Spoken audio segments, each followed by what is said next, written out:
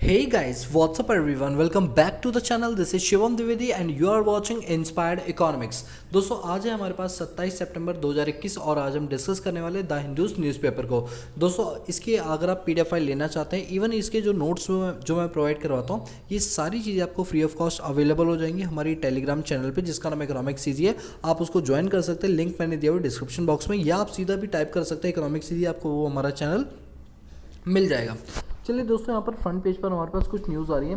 That is Maoistic influence down from 96 to 41 district home ministry. अब यहाँ पर बात चल रही है माओवादी की। दोस्तों आपने माओवादी का हमेशा सुना होगा, जैसे नक्सल अटैक वगैरह होते रहते हैं। ये जो इनका प्रकोप है, देखो मैं ये नहीं कह रहा अटैक कम हो गया, मैं ये कह रहा हूँ कि इनकी जो जनसंख्या है, जो राज्यों पर जो कई सारे गांव के अंदर पाई जाती थी, वो धीरे धीरे जो डिस्ट्रिक्ट हैं वो धीरे धीरे कम होते जा रहे हैं। जहां कभी किसी टाइम पर 96 डिस्ट्रिक्ट इसके प्रकोप में आते थे, अब वो सिर्फ 41 डिस्ट्रिक्ट ही सिमट कर रह गए हैं। यानी यहाँ पर गवर्नमेंट के द्वारा जो पॉलिसीज गवर्न किया रही है, उसका कहीं ना कहीं पॉजिटिव इम्पैक्ट यहाँ पर देखने के लिए मिल रहा है। अब आपके मन में क्वेश्चन आ रहा होगा, सर ये माओवादी जो होते हैं ये आखिर क्यों इतने टेररिस्ट की तरह काम करते हैं, ये देश में रहने वाले हमारे देशद्रोहियों की तरह क्यों काम करते हैं, जबकि तो हमारे देशवासी हैं, फिर भी ये इस तरह के अटैक्स क्यों करते हैं। दोस्तों आज इन सब क्वेश्चन के आंसर मैं आपको देने वाला हूँ। चलिए पहले मैं आपको नोट्स से दिखाता हूँ इस चीज़ के बारे में कि आखिर ये बेसिकली है क्या हमारा। ठीक है, तो मैं नोट्स ओपन कर लेता हूँ। आज है 27 ऑफ सितंबर और आज हम करेंगे माओइस्ट अटैक। ठीक है, ये हमारे जीएस पेपर नंबर 3 का एक टॉपिक है, इंटरनल सिक्योरिटी। दोस्तों हमारे न्यूज़पेपर के अंदर मैं वही चीज़ें कवर करता हूँ जो कि हमारे एग्जाम के लिए ज़रूरी होती हैं, और इसको मैं पूरा आपके सिलेबस के साथ रिलेट करता हूँ। आप लोग देख सकते हैं, एक भी न्यूज़ ऐसी फालतू की नहीं बताता। हाँ, अगर बताता हूँ तो बता देता हूँ। फिलहाल मेरी 99% न्यूज़ होती है वो आपके एग्जाम प्रोस्पेक्टिव के लिए होती है। तो जीएस पेपर नंबर 3 में इंटरनल सिक्योरिटी का एक टॉपिक आता है, जिसके अंदर हमारे पास आता है गवर्नमेंट पॉलिसी इंटरवेंशन और किस तरह से टेररिज्म को काउंटर किया जाएगा, ये सारी चीज़ें होती हैं। देखो पहले मेरा पॉइंट ये था कि मैं आपको ये बताऊँ ये माओवादी होता क्या है। देखो दोस्तों, जो हमारा देश है, ठीक है, अब आप इस मैप के अंदर देखना, आपको चीज़ें समझ आएंगी। ये आप मैप देख पा रहे हो, यहाँ पर आप ये जो ग्रीन कलर का और जो रेड और ये ऑरेंज कलर का आप देख पा रहे हो, तो जो ये रेड कलर का है, जैसे आपका छत्तीसगढ़ हो गया और ये झारखंड हो गया, ये दो ऐसे स्टेट हैं जहाँ पर सबसे ज़्यादा माओवादी अटैक्स देखने के लिए मिलते हैं। इसके अगर हम बात करें, जो हमारा ग्रीन है, ये बहुत कम ही अटैक इसके अंदर देखने के लिए मिलते हैं, लेकिन मिल जाते हैं इनके अंदर भी। और जो ऑरेंज कलर का, ये मॉडरेट होते हैं, यानी इनमें थोड़ा ज़्यादा भी होता है, थोड़ा कम भी होता है। बेसिकली माओवादी है क्या? देखो माओवादी क्या है, ये हमारे जैसे इंसान है जो कि इंडिया के ही रहने वाले पर्सन है, यानी इंडिया के ही रेजिडेंट है, बट ये आदिवासी इलाके लोग हैं जो कि जंगलों में रहते थे। तो क्या है ना, जैसे झारखंड हो गया, आपका वेस्ट बंगाल हो गया, बिहार हो गया, छत्तीसगढ़ हो गया, तो इन जगहों पर जो पहले आदिवासी लोग रहते थे, तो ये क्योंकि जंगलों में रहा करते थे, तो इनकी एक हमेशा एक आजीविका बन गई थी कि ये जंगल की लकड़ी को काट के उसको बेचकर पैसा कमाते थे और इससे अपनी लाइवलीहुड को रन करते थे। लेकिन जैसे गवर्नमेंट ने धीरे धीरे कुछ एक्ट्स बनाने शुरू किए, तो उन्होंने एक फॉरेस्ट एक्ट बनाया, जिसके तहत जो जंगल है वो भारत सरकार के अधीन में आ गए। तो अब इन माओवादियों को बुलाई कि अगर आप इस तरह से बिना गवर्नमेंट के परमिशन के अगर आप लकड़ी काटोगे तो आपके पास भारी परमिशन लगेगी, भारी जुर्माना लगेगा। तो ये बात माओवादी को समझ में नहीं आई। माओवादी को लगने लगा इन्होंने हमारे जंगल हमसे छीन लिए, जबकि ये जानते नहीं थे कि जंगल जो होता है वो किसी एक का नहीं होता, बल्कि वो हमारे नेशन का होता है, जिस नेशन की वो टेरिटरी में आते हैं। बट माओवादी का ये कहना था, ये जो हमारी डेवलपमेंट एक्टिविटी में ये हमारे बहुत काम आती है।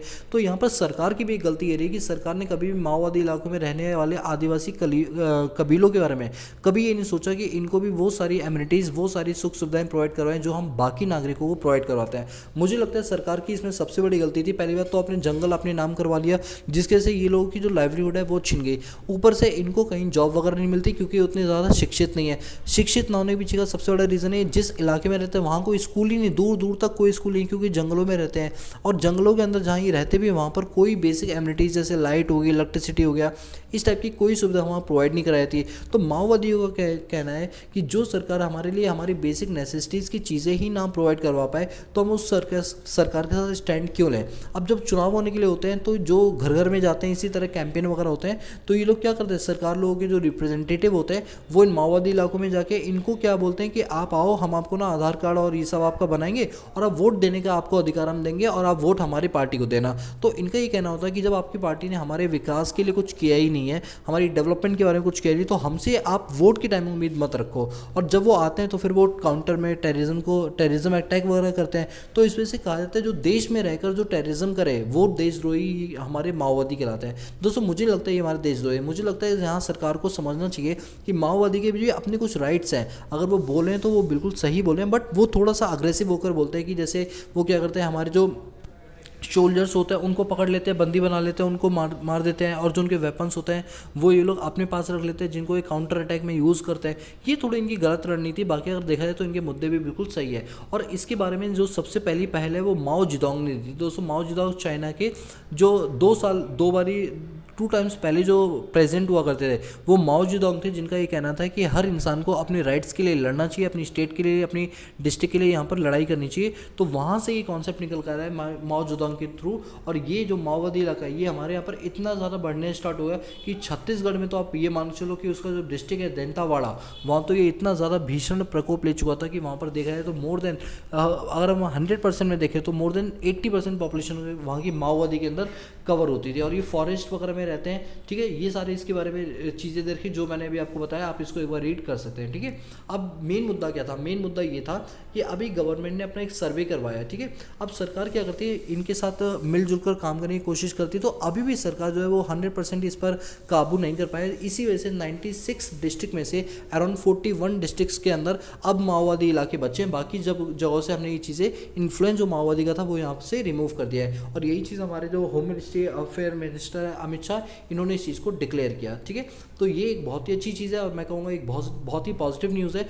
आगे चल के अगर सरकार इनके साथ मिलकर काम करे, जैसे मुझे लगता है कि जैसे माओवादी इलाके हैं, अभी जैसे कोविड-19 चल रहा है, तो क्यों ना इनके बच्चों को वहाँ जाके वैक्सीनेट किया जाए। इनको ना बोला है कि आप उस स्कूल में आओ या दूर दराज शहरों में आओ, इनके जंगलों में जाके इनको वैक्सीनेट किया तो इनको लगेगा कि सरकार इनके लिए कुछ कर रही है, जिससे जो टेररिज्म एक्टिविटी जो देशवासियों के थ्रू फैलाई जा रही है उसको यहाँ पर रिमूव किया जा सकता है। तो आई होप गाइस कि इस आर्टिकल से आपको माओवादी के बारे में चीज़ें समझ आ गई होंगी, ठीक है। माओवादी हो गया और आपने वो सुना ना कि नक्सली अटैक हुआ, तो वो यही वाला अटैक्स होता है, ठीक है। इसके बाद यहाँ पर राइट साइड एक आर्टिकल आया हुआ है, a technologist push for Indian manufacturing. अब यहाँ पर क्या बात बोलेगी? यहाँ पर बात बोलेगी कि कोविड-19 के टाइम पर हमारे यहाँ पर जो सेल्स वगैरह है ना वो कम हो गई थी। बट यहाँ पर एक चीज़ हमने जो देखी और ये जानी, जैसे आप एसी का एग्जांपल ले लो। एसी में हमारे पास ब्लू स्टार है, ओरिजिनल है, हिताची, हमारे पास कई टाइप की जो ब्रांड्स हैं वो वहाँ पर अवेलेबल होती है, ठीक है। अब यहाँ पर दिक्कत क्या आती है जानते हो? दिक्कत ये आती है कि मल्टीपल ब्रांड्स हैं, ठीक है। अब इनके अंदर जो कॉम्पोनेंट बनाए जाते हैं वो चाइना के द्वारा बनाए जाते हैं। अगर अभी कोविड-19 के टाइम पर क्या होता, हमने चाइना से इंपोर्ट करना बंद कर दिया था कुछ टाइम के लिए, तो ऐसे में देखा गया कि जो इन ब्रांड्स की जो वैल्यू है वो सेल कम होगी, क्योंकि इनके कंपोनेंट नहीं मिले तो कोई क्यों खरीदेगा इनके प्रोडक्ट्स। तो यहाँ पर ये कहा गया कि अब हम कुछ ऐसा करना चाहते हैं कि मेक इन इंडिया प्लान के तहत जो कंपोनेंट जो बाहर बनते थे वो कंपोनेंट अब हम भारत देश में ही बनाना शुरू करें, जिससे हमारी इंपोर्ट की डिपेंडेंसी भी कम होगी और जो आत्मनिर्भर भारत अभियान है उसको भी एक अच्छा खासा बूस्टअप मिलेगा और इससे इंडिया के अंदर एम्प्लॉयमेंट जो है वो बढ़ेगी। तो यहीं पर ये पूरा आर्टिकल ये बात बोलता है कि कोविड-19 के पैंडेमिक की सिचुएशन में जो हिताची जैसी कंपनियां इनके जो और जो वोल्टास हो गए, तो इनकी जो इन्वेस्टमेंट प्लान्स है वो भारत के अंदर लगभग 5,000 करोड़ रुपए की सोचिए कि अभी इंडिया के अंदर क्या करेंगे, इन्वेस्टमेंट करेंगे और जो छोटे छोटे प्रोडक्ट्स बनाए जाते थे बाहर से इंपोर्ट किए जाते थे अब वो भारत में रहकर बनाए रहे हैं। दोस्तों इससे मेक इन इंडिया प्लान को एक बहुत ही अच्छा इनिशिएट मिलेगा, ठीक है। इसके बाद पंजाब के अंदर नए चीफ मिनिस्टर बने जिन्होंने अपने साथ जो मंत्रिमंडल है उनमें 7 नए फेस रखे। दोस्तों मैं बता दूं टोटल जो कैबिनेट होता है उसके अंदर 15% ही आप अपने मंत्रिमंडल के अंदर इसमें रख सकते हैं। इसमें 7 नए फेस देखने के लिए जैसे टोटल तो इन्होंने 15 लोगों को मंत्रिमंडल में रखा है, बट उनमें 7 फेस जो है वो बिल्कुल नए, बाकी 8 फेस जो है वो पॉलिटिकल पार्टी से इसमें बिलोंग करते थे। इसके बाद यहाँ बात कर चले कि नीतीश जी जो है ये जो है हमारे बिहार के चीफ मिनिस्टर है, इन्होंने कहा है कि जो सेंसस मेथड है उसके अंदर कास्ट सिस्टम को भी इन्वॉल्व करना चाहिए। दोस्तों मैं आपको बता दूं जो सेंसस मेथड है ये हर 10 साल पर किया जाता है। अभी रिसेंटली हमारे यहाँ पर 2011 में सेंसस हुई थी, उसके बाद 2021 में होने के लिए थी, लेकिन कोविड के चलते इसको थोड़ा सा पोस्टपोन कर दिया गया है।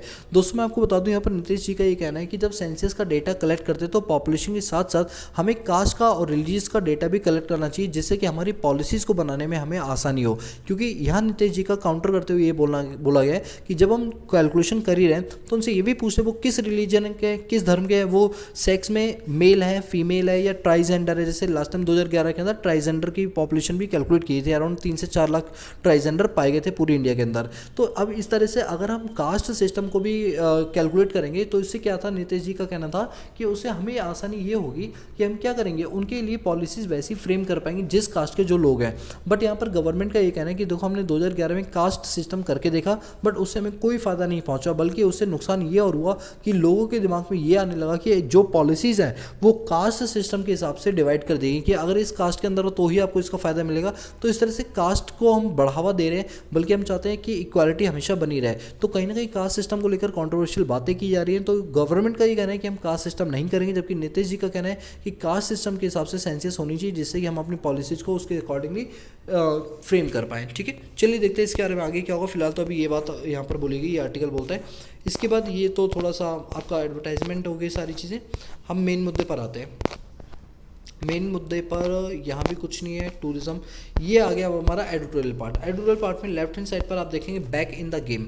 बैक इन द गेम का मतलब क्या है, यहाँ पर बात की जा रही है कि इंडिया का जो कॉपरेशन है यूएस के साथ, इंडिया के जो रिलेशन है यूएस के साथ, उस पर यहाँ पर बात की जा रही है। दोस्तों आप जानते हैं कि अभी जो है यूनाइटेड नेशन जनरल असेंबली की जो मीटिंग थी, उस मीटिंग को कंडक्ट करने के लिए जो हमारे प्रधानमंत्री है वो यूएस दौरे पर गए थे और उन्होंने जो बाइडेन से सीधी बात की। इवन क्वाड ग्रुप में के अंदर जो जापान, जो हमारे 4 कंट्रीज़ हैं, जैसे आप जानते हैं हमारे पास जापान है, इंडिया है, यूएसए है और आपकी एक चौथी कंट्री और है। क्या आप क्वाड ग्रुप की 4 कंट्रियों के बारे में मुझे बताओगे एक बार, ताकि आपको वो चारों चार याद हो।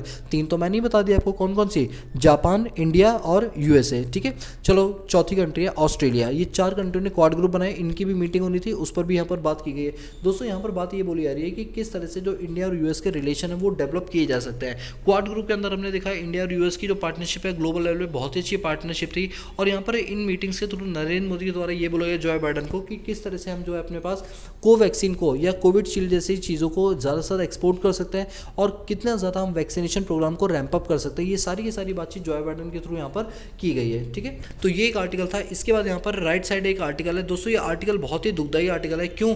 क्योंकि यहाँ पर ये बात बोली कि इनकम टैक्स ऑफिसर के द्वारा कितनी गलत तरीके से व्यवहार किया गया है। ये बात है सितंबर की 10 तारीख को, यानी 10 सितंबर 2021 को इनकम टैक्स डिपार्टमेंट वाले 2 कंपनियों में रेड मारने के लिए जाते हैं और वो 2 कंपनी को जो नाम है वो है न्यू क्लिक और न्यूज़ लॉन्ड्री। ये 2 कंपनियां हैं जिन पर इन्होंने रेड मारने की कोशिश की 10 सितंबर को। लेकिन गलत बात पता है क्या थी? गलत बात ये थी कि उनके साथ बदसलूकी की गई, उनके ह्यूमन राइट्स का वायलेशन किया गया इनकम टैक्स डिपार्टमेंट के लोगों के द्वारा। अब देखो यहाँ पर क्या बात बोलेगी, देखो साफ साफ लिखा है 10 सितंबर 2021 को इनकम टैक्स के जो ऑफिसर हैं वो अपनी प्रीमाइसेस के अंदर घुसते हैं, किसके? न्यू क्लिक के और न्यू लॉन्ड्री के। और जब ये दोनों घुसते हैं तो क्या होता है, बेसिकली इनकम टैक्स का सेक्शन नंबर 133A का हवाला देते हुए इन्होंने कहा कि हम आपके यहाँ पर सर्वे करने के लिए आए। दोस्तों मैं आपको बता दूं section number 133A income tax officer को ये राइट देता है कि अगर उसे लगता है कि किसी बिजनेस में जीएसटी की या इनकम टैक्स की चोरी हो रही तो वो छापा मार सकते हैं। लेकिन उसका भी एक प्रोटोकॉल है कि आप वर्किंग आवर के अंदर जाओगे, किसी भी एम्प्लॉय का हरासमेंट नहीं करोगे और माना कि उसमें फ़ोन कॉल अटेंड करने की परमिशन नहीं होती, बट अगर फैमिली का फ़ोन आ रहा है तो अटेंड करके जस्ट इतना इंटीमेट कर दिया कि अभी हम इनकम टैक्स की रेड पड़ी हुई है तो अभी हो सकता है हम 1-2 दिन तक घर पे ना पाए। इस टाइप के प्रोटोकॉल जो है उनका उल्लंघन यहाँ पर करने के लिए मिला। अब यहाँ पर क्या होता है कि जब ये लोग अंदर प्रीमाइसेस में घुसते हैं तो जो प्रीमाइसेस का जो टाइम इंटरवल होता है, 1 मिनट दोस्तों, ये मैं ज़्यादा नीचे आ गया, ये इसमें क्या होता है कि जब ये प्रीमाइसेस में एंट्री मारते हैं तो जो टाइम इंटरवल होना चाहिए ये उस टाइम इंटरवल को छोड़ के एक अलग टाइम के अंदर घुसते हैं। अराउंड देखा गया कुछ लोग तो इसमें एक कंपनी के अंदर तो इनकम टैक्स वाले शाम को घुसते हैं और एक में ये घुसते हैं बिल्कुल रात के टाइम पर, और ये इनकम टैक्स की रेट पूरे रात भर चलती रहती है जिसकी वजह से लोगों को बहुत नुकसान पहुँचता है। इवन जो chief executive officer and new laundry के, इनका तो सेल फोन और इनका जो लैपटॉप है, personal laptop, personal cell phone, इन दोनों को जब्त करके कहा जाता है कि आप अपना डेटा इससे डिलीट करो। जबकि कहा ही जाता है कि हम डेटा क्यों डिलीट करें, बल्कि डेटा तो आपको कहना चाहिए डेटा डिलीट मत करो। तो चीफ एग्जीक्यूटिव ऑफिसर उनके ये बोलते हैं कि मैं अपने लॉयर को फोन करता हूँ, इस तरह से आप कैसे हमारे यहाँ पर रेट डाल सकते हो, ये वो, मतलब उन्होंने लीगल एक्शन लेने की कोशिश की। लेकिन उन्होंने क्या किया, आईटी वालों ने जो टेलीफोन थे उनके तार काट दिए और जो फ़ोन था वो जब्त कर लिया, जिसकी वजह से वो अपने लॉयर को फ़ोन नहीं कर पाए। और इस तरह से उन्होंने बहुत ह्यूमन राइट का वायलेशन करते हुए कई सारी चीज़ों को सीज़ कर दिया, मतलब उनके लैपटॉप हो गए, उनके पर्सनल सेलफोन्स हो गए, उनको सबको सीज़ कर दिया। जहाँ पर सेंट्रल गवर्नमेंट के द्वारा अब ये कहा जा रहा है कि आपने ये सारी चीज़ सीज़ क्योंकि उसके खिलाफ हमें एक पेपर पर लिख कर दो ये चीज़ें क्यों सीज़ की गई। देखो सीज़ करना गलत चीज़ नहीं होती, बट आप बेवजह किसी भी बेबुनियाद पर अगर आप सीज़ करते हो तो कहीं ना कहीं आप ह्यूमन राइट का वायलेशन कर रहे हो, उनको हरास करने की यहाँ पर कोशिश कर रहे हो। तो इस बात को लेकर सेंट्रल गवर्नमेंट तक ये बात पहुँच चुकी है कि किस तरह से इनकम टैक्स ने अपनी जो कहते हैं ना कि एक एथिक्स होता है, काम को करने का एक तरीका होता है, उस एथिकल कोड ऑफ कंडक्ट को यहाँ पर वायलेशन की गई और ह्यूमन राइट का यहाँ पर बहुत ज़्यादा वायलेशन देखने के लिए मिला है। इसका एक आर्टिकल आता है यहाँ पर, food management the flood management that can not be watered down. अब यहाँ पर बात क्या चली है, आप जानते हैं जैसे बिहार है और जो नेपाल है, इनकी जो बाउंड्रीज है वो बिल्कुल मिली हुई है। देखो मैं आपको इसको ना मैप के थ्रू बताता हूँ, वैसे सॉरी मैप तो मैंने डाउनलोड ही नहीं किया। यहाँ पर क्या है कि नेपाल और जो बिहार है इनकी जो बाउंड्री है वो आपस में बिल्कुल शेयर होती है, ठीक है। अब जब शेयर होती है तो क्या होता है कि कई सारी नदियाँ जो नेपाल से होती है भारत के अंदर आती हैं, तो इन नदियों का लेवल ग्लोबल वार्मिंग के चक्कर में इनका लेवल बढ़ना शुरू हो जाता है। तभी तो आप देखते हो बिहार के जितने भी निचले स्तर हैं उनमें बाढ़ जैसी समस्या देखने के लिए मिलती है। रीज़न उसके पीछे क्योंकि जो नेपाल है वहाँ से जो नदी आ रही है तो वहाँ पर क्या होता है ना, नेपाल में कई सारे पहाड़, जैसे हिमालय देख लो आप, वो काठमांडू से होती हुई कई सारी नदियाँ हैं। तो इससे ही कहा जा रहा है कि हमें ना अपने आने वाले टाइम के अंदर इस तरह के कैनाल और इस तरह के वाटर प्रोजेक्ट करने पड़ेंगे इंडिया और नेपाल के, ताकि फ्लड को यहाँ पर कंट्रोल किया जा सके। क्योंकि अगर नेपाल में फ्लड आती तो ऑब्वियस सी बात है कि बॉर्डर इलाका है तो इंडिया में भी फ्लड आएगी, और अगर इंडिया में फ्लड आएगी तो ऑब्वियस सी बात है नेपाल में भी फ्लड आने के चांस पूरे पूरे और इवन आती भी है। तो यहाँ पर सबसे बड़ी सरकार के लिए एक बड़ा मुद्दा उठता है कि किस तरह से इसको काउंटर किया जाए, ताकि जो बाढ़ जैसी समस्या जो हर साल जो बरसात के मौसम में होती है इसको हम काउंटर कर सके, ठीक है। ये पूरा आर्टिकल उस पर बेस्ड है, कुछ खास ही इस वजह से मैंने इसको ज़्यादा यहाँ पर डिस्कस नहीं किया है। अब यहाँ पर एक चीज़ आ रही है कि नीडलेस रॉ। अच्छा, नीडलेस रॉ का मतलब क्या है? अभी राजस्थान गवर्नमेंट ने क्या बोला है कि जो चाइल्ड मैरिज है उसको यहाँ पर सर्टिफाई कर दिया जाए। मतलब कहने का ये कि उन्होंने कहा कि जो भी चाइल्ड मैरिजेस होती हैं उनका रजिस्ट्रेशन जो है वो जल्दी से जल्दी करवा लिया जाए, जिससे कि कल को जब इनकी शादी हो, कोई डिस्प्यूट हो, तो जब वो केस रजिस्टर्ड होगा नाबालिग के टाइम पर तभी उनका जो है फ्रूटफुल डिसीजन लिया जा सकता है। तो यहाँ पर अपोजिशन पार्टी द्वारा ये कहा जा रहा है कि इस तरह से जो आप नाबालिगों के रजिस्ट्रेशन कर रहे हो तो आप कहीं ना कहीं जो बाल विवाह उसको प्रमोट कर रहे हो, जबकि सरकार का यहाँ पर कहना है कि नहीं, हम बाल विवाह को प्रमोट नहीं कर रहे। बस ये कह रहे हैं कि अगर कोई बाल विवाह होता है तो वो अपना रजिस्ट्रेशन जो है वो अपने नज़दीकी एसडीएम ऑफिस में जाके करा ले। फिर ये एसडीएम यानी वहाँ का डीएम है उसके ऊपर डिपेंड करेगा कि वो रजिस्टर्ड करेगा नहीं करेगा। सर्कमस्टेंसेस सही होगा तो वो रजिस्टर करेगा, अदरवाइज नहीं करेगा। कल को अगर जब ये मेजोरिटी की एज ले लेते हैं और मान लो ये शादी को आगे नहीं निभाना चाहते, तो ऐसे केस में जो केसेस डाइवोर्स के जैसे चलते हैं उसके अंदर इन्हें आसानी होगी अगर ये पहले से अपना रजिस्ट्रेशन करवा ले। लेकिन अपोजिशन पार्टी के द्वारा काउंटर करते हुए ये बोला जा रहा है कि इस तरह से आप कहीं ना कहीं ये डिवोट कर रहे हो कि राजस्थान के अंदर बाल विवाह जो है हम उसको प्रमोट करना चाहते हैं, जिसको लेकर विपक्षी पार्टी बहुत गुस्से में है, ठीक है। ये एक छोटा सा आर्टिकल यहाँ पर था। इसके बाद अगर हम आगे चले यहाँ पर तो ये कुछ भी नहीं है। यहाँ पर एक चीज़ आ रही है, आइडेंटिफाई एंड पब्लिक पॉलिसी। अभी आइडेंटिफाई एंड पब्लिक पॉलिसी को लेकर क्या बोलेगी? यहाँ पर बात ये बोलेगी, अगर मैं सिंपल भाषा में बताऊँ तो यहाँ पर बात ये बोली जा रही है कि हमेशा जो पब्लिक पॉलिसी है वो इस तरीके से बनाई जानी चाहिए कि हर पब्लिक को उसका फ़ायदा पहुँचे। पॉलिसी कभी ऐसी ना हो कि जो बैकवर्ड क्लास है, शेड्यूल्ड ट्राइबल कास्ट है, सिर्फ उनके बेनिफिशियल के लिए हो। ये बेनिफिशियल सभी लोगों के लिए होनी चाहिए। छोटा सा आर्टिकल मैं इस पर ज़्यादा डिस्कशन यहाँ पर नहीं करने वाला हूँ, ठीक है, क्योंकि एग्जाम के हिसाब से इतना ज़्यादा इंपॉर्टेंट नहीं है। अब यहाँ पर बात चल रही है China continuing travelling ban on Indians unscientific. अब यहाँ पर क्या है कि चाइना ने क्या बोला हुआ है कि जो इंडियंस हैं हम उनको अपनी चाइना में नहीं आने देंगे। क्यों नहीं आने देंगे? क्योंकि कोविड-19 के प्रोटोकॉल के तहत इंडिया के अंदर क्योंकि कोविड केसेस इतने ज़्यादा हुए, ये चाइना वाला बार बार भूल जाता है कि जो कोविड-19 है ना ये बेसिकली इंडिया से नहीं बल्कि चाइना से, और ये बात हम नहीं बल्कि वर्ल्ड की 195 कंट्रीज अच्छे से जानती है। अब बात ये है कि जब कोविड-19 नहीं था तो उससे पहले क्या था, हमारे यहाँ पर लगभग 23,000 स्टूडेंट्स ऐसे थे जिन्होंने वहाँ की यूनिवर्सिटीज़ में एडमिशन लिया। कहाँ की? चाइना की यूनिवर्सिटीज़ में एडमिशन लिया। अभी तक तो चलो क्लासेस ऑनलाइन हो रही थी, लेकिन अब फिजिकल अपीयरेंस होना बहुत ज़रूरी है। अभी 23,000 बच्चे चाइना जाना चाहते हैं अपनी पढ़ाई को फर्दर स्टडीज़ को आगे बढ़ाने के लिए, लेकिन अब चाइना गवर्नमेंट क्या बोलती है कि इंडिया से कोई भी बंदा जो है वो हमारी चाइना के अंदर नहीं आएगा। इस टाइप की डिस्क्रिमिनेटरी पॉलिसी जो देखी जा रही है उसके हिसाब से यहाँ पर इंडिया की तरफ से बोला जा रहा है कि ये जो पॉलिसीज है इसको तुरंत चेंज किया जाए, इंडिया के खिलाफ इतने स्ट्रिक्ट एक्शन ना लिया जाए, वो भी बेबुनियाद। जब आप जानते हैं हमारे पास वैक्सीनेशन प्रोग्राम चल रहा है, हाँ आप ये कहो कि अगर वैक्सीनेशन नहीं है तो हम अपनी कंट्री में एंटर नहीं होगी, ये बात समझ आती है, बट आप ये करोगे हम इंडियंस को एंटर नहीं होने देंगे, चाहे वो इंडियन स्टूडेंट हो, चाहे वो इंडियन डिप्लोमेट हो, कोई भी हो, तो ये चीज़ें कहीं ना कहीं गलत है। इसको लेकर यहाँ पर जो है यूनाइटेड नेशन में इसका मुद्दा भी उठाया गया। देखते हैं आगे चल के ये चाइना को लेकर क्या चीज़ें यहाँ पर बोली जाएंगी, ठीक है। इसके बाद यहाँ पर बात चलिए थोड़ा सा आगे अगर हम चलें तो यहाँ पर एक चलिए 28 ट्रेन को कैंसिल कर दिया गया जो साइक्लोन आने वाला था। दोस्तों आपको पता होगा आंध्र प्रदेश उड़ीसा वगैरह में एक साइक्लोन आने वाला था जिसका नाम था गुलाब साइक्लोन, और ये साइक्लोन की वजह से हमने 28 ट्रेनों को यहाँ पर रद्द कर दिया है। इसके चलते कि यहाँ पर कोई जो जान माल का खतरा है वो यहाँ पर प्रिवेंट किया जा सके। अब दोस्तों मैं आपको साइक्लोन के बारे में बताता हूँ। वैसे कल की न्यूज़ के अंदर भी मैंने इसको कैप्चर किया था। थोड़ा सा साइक्लोन को लेकर यहाँ पर चीज़ें देखो ये होता है दो, ये आप जो पीली पट्टी यहाँ पर देख पा रहे हैं पिंक कलर की, ये ट्रॉपिक ऑफ कैंसर और ट्रॉपिक ऑफ कैप्रिकॉर्न की पट्टी है। यहाँ पर सनलाइट सबसे ज़्यादा पाई जाती है, सनलाइट जो होती है वो सबसे ज़्यादा पाई जाती है। अब जब सनलाइट जब यहाँ पर बहुत ज़्यादा मात्रा में होती है, अब देखिए इंडिया में ये देखिए ये गुजरात और ये मध्य प्रदेश उड़ीसा आंध्र प्रदेश वाली जो लाइन है वो नीचे रेड कलर के अंदर आती है। तो यहाँ पर क्या होता है सनलाइट जो है सबसे ज़्यादा पाई जाती है, सनलाइट जो है वो यहाँ पर सबसे ज़्यादा पड़ती है, जिसकी वजह से जब यहाँ पर जो ओशियंस है जब उनमें सनलाइट पड़ती है तो जो पानी है वो एवोपरेट करके ऊपर जाता है, जिसकी वजह से वहाँ पर क्लाउड्स बनते हैं और जो ठंडे क्लाउड होते हैं जब वो गर्म हवा से मिलते हैं तो ये एक कंपन पैदा करते हैं, यानी गोल गोल घूमना शुरू कर देते हैं और ये कंपन इतना तेज हो जाती है कि हवाओं की रफ्तार बढ़ जाती है और इससे जो वाटर वेव्स हैं वो यहाँ पर बढ़नी शुरू होती है, जिसकी वजह से फ्लड जैसी समस्या देखने के लिए मिलती है। कहा जाता है कि अगर हमारे पर जो हवा की रफ्तार है वो 51 किलोमीटर प्रति घंटा है तो कोई दिक्कत नहीं, डिप्रेशन मतलब ये माइल्ड है, कोई दिक्कत नहीं है। डीप डिप्रेशन बनता है जब इसकी रफ्तार 52 से 61 किलोमीटर प्रति घंटा हो जाती है। ये साइक्लोन स्टॉर्म तब बन जाता है जब 62 से 87 किलोमीटर पर आवर की स्पीड होती है। ये सीवियर साइक्लोन बन जाता है जब 88 से 170 किलोमीटर पर आवर की स्पीड होती है। ये वेरी सीवियर बन जाता है जब 118 से 221 किलोमीटर, और सुपर साइक्लोन बन जाता है 222 किलोमीटर पर आवर के हिसाब से जब स्पीड हो। दोस्तों मैं आपको बता दूं इसकी जो हमारा ये साइक्लोन है, जो गुलाब साइक्लोन है, ये हमारा कवर होता है साइक्लोन स्टॉर्म के अंदर, क्योंकि इसकी स्पीड जो है वो 52 किलोमीटर प्रति घंटे के हिसाब से बताए, 52 से 80 किलोमीटर के प्रति घंटे के हिसाब से यहाँ पर बताई जा रही है। तो ये बेसिकली साइक्लोन को लेकर एक छोटा सा आर्टिकल था। आई होप आप साइक्लोन को लेकर समझ गए, लेकिन मैंने इसके लिए कुछ नोट्स बनाए हुए जिनके अंदर मैं आपको बताऊंगा कि जो साइक्लोन होते हैं उनके नाम को कैसे दिया जाता है। दोस्तों ये आपका जीएस पेपर नंबर 1 जियोग्राफी के हिसाब से बहुत ज़्यादा इंपॉर्टेंट है कि साइक्लोन को नाम कैसे दिया जाता है। दोस्तों सन 2000 के अंदर एक ग्रुप बनाया गया था जिसका नाम है WMO या फिर जिसको बोलते हैं स्कैप।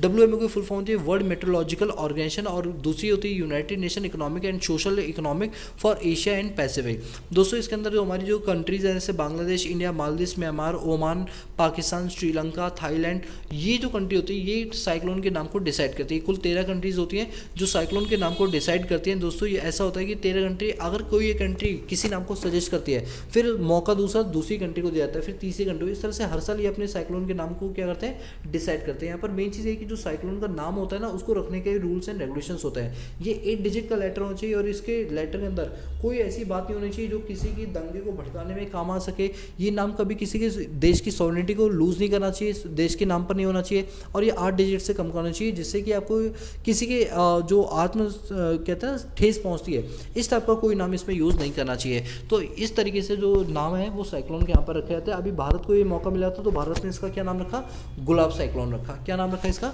गुलाब साइक्लोन। ठीक है, चलिए अब यहाँ पर एक इंपॉर्टेंट न्यूज़ निकल कर आती है। चीफ जस्टिस ऑफ इंडिया ने बोला है कि जुडिशरी सिस्टम के अंदर हम वुमेन एम्पावरमेंट को बढ़ाना चाहते हैं। अभी अगर हम वुमेन की जो संख्या देखें वो अराउंड 14 से 12% की, यानी अगर वुमेन जजेस की देखें या वुमेन का पार्टिसिपेशन देखें तो 12 से 14% है। हम चाहते हैं वुमेन एम्पावरमेंट के तहत वुमेन को भी इक्वल राइट मिले जो राइट हमने मेंस को दे रखे हैं। तो अभी अपनी जुडिशरी सिस्टम के अंदर 50% कोटा जो है वो रिजर्व करना चाहते हैं वुमेन्स को लेकर। दोस्तों मैंने आपको पहले ही बोला था कि जो चीफ जस्टिस ऑफ इंडिया ये NV रमना है, ये बहुत ड्रास्टिकल चेंजेस लेकर आ रहे हैं, बहुत ज़्यादा, और ये हर दिन कुछ ना कुछ नया लेकर आते हैं जो बहुत ही अच्छा होता है। तो वुमेन एम्पावरमेंट को ये बढ़ावा देते हुए बोलते हैं कि अब हम जो है 50% कोटा किसको देंगे, वुमेन को। और इस संडे के दिन NV रमना ने इस चीज़ को क्या किया, डिक्लेयर किया, जिससे कहीं ना कहीं ऐसा लगता है कि जो वुमेन है उनको भी इक्वल दर्जा दिया जा रहा है अपने कहाँ पर, जुडिशरी सिस्टम के अंदर, जो पहले कम था।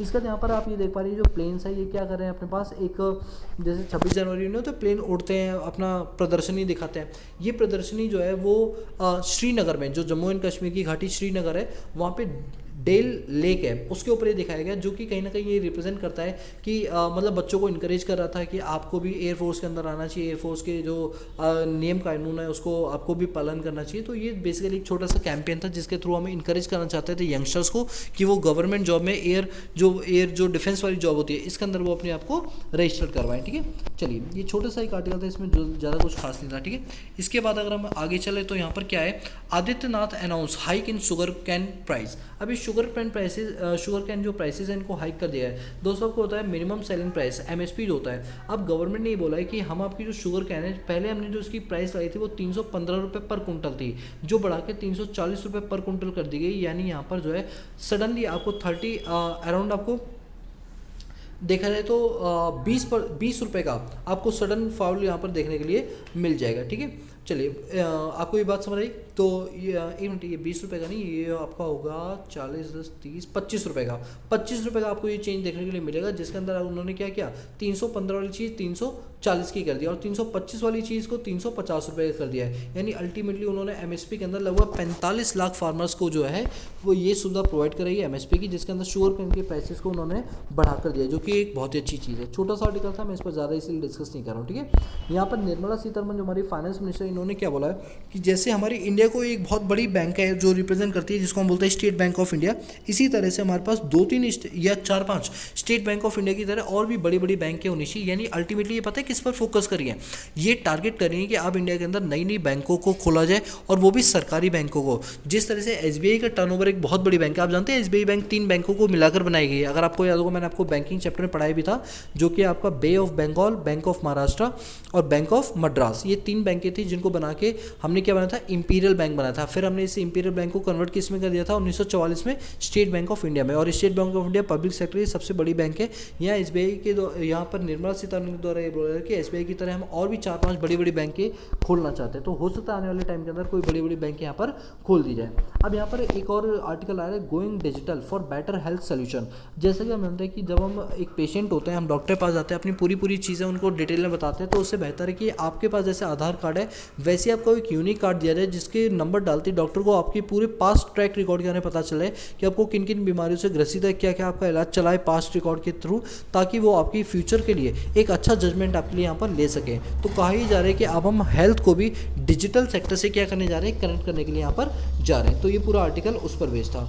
इसके बाद अगर हम यहाँ पर आगे चलें, तो यहाँ पर अगर हम बात करें कैंसर को लेकर, तो एक छोटी सी न्यूज़ आई है, वैसे हमारे एग्जाम के लिए ज़्यादा रिलेवेंट नहीं है, कि कैंसर के अंदर जो मेंस का पार्टिसिपेशन है वो वुमेंस के कंपैरिजन ज़्यादा है। यानी मेंस को जो कैंसर होता है वो ज़्यादा मात्रा के अंदर यहाँ पर होता है। ठीक है, चलिए अब ज़्यादा हम डिस्कस नहीं, एग्जाम के पर्सपेक्टिव से उतना ज़्यादा खास नहीं है। बाकी तालिबान ने क्या किया हुआ है कि अपनी एयरलाइन को दोबारा से रिज्यूम कर दिया। जो इंटरनेशनल फ़्लाइट इन्होंने काबुल में बंद कर दी थी, अब उनको दोबारा से रिज्यूम करने की यहाँ पर बात की जा रही है। ये भी कोई आर्टिकल हमारे लिए खासा इंपॉर्टेंट नहीं थी। ठीक है, चले इसके बाद अगर हम आगे चलें, तो आई थिंक अब हमारा जो न्यूज़ चैनल है, ये जो है न्यूज़ है सारी यहाँ पर कवर हो गई। ठीक है, तो दोस्तों आज के हिंदू न्यूज़पेपर में थी, क्योंकि आज मंडे था तो बिजनेस सेक्शन इसके अंदर आया नहीं। बिजनेस सेक्शन आता तो 2-3 आर्टिकल उसके भी कवर हो जाते, और निफ्टी और सेंसेक्स और जो हमारा एसडीआर है उसके बारे में आपको पता चल जाता। ठीक है, तो दोस्तों आज का न्यूज़पेपर इतना ही रहता है। दोस्तों मैं उम्मीद करता हूँ कि जो यूनाइटेड नेशन वाली वीडियो हमने अपलोड की इकोनॉमिक्स सीजीए पर, वो आपने ज़रूर देख ली, क्योंकि वो बहुत फ़ायदे का सौदा है। अगर आप देखते हो उससे आपके बहुत सारे करंट अफेयर जो है वो निपट जाएंगे। ठीक है, चलिए दोस्तों, तो आज के लिए इतना रहता है, बाकी मिलते हैं नेक्स्ट क्लास में। तब तक के लिए पीस आउट।